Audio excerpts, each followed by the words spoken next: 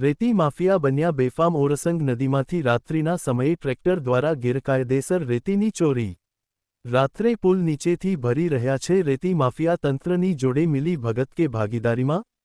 છોટાઉદેપુર જિલ્લાના બોડેલી ખાતે આવેલ ઓરસંગ નદીમાં રાત્રિના સમયે રેતી માફિયા દ્વારા ગેરકાયદેસર રીતે રેતીની ચોરી થઈ રહી હોવાની ગંભીર વિગતો પ્રકાશમાં આવી છે। મોડાસા તરફ જતા પુલના આગળ ઢોકલિયા ચોકડી પાસે આવેલ નદીના પટ વિસ્તારમાંથી રેતી ભરેલા ટ્રેક્ટરો રસ્તા પરથી પસાર થતું સ્થાનિક લોકોએ જોયું હોવાનું જણાવાયું છે।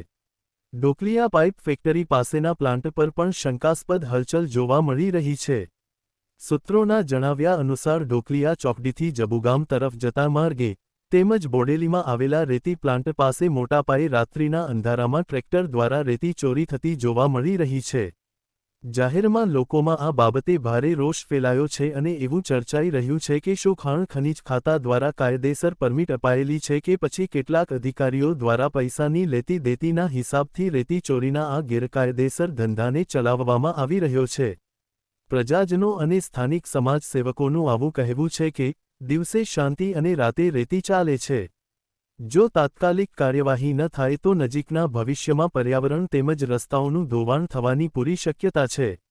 બ્યુરો રિપોર્ટ મધ્ય ગુજરાતનો અવાજ ન્યૂઝ।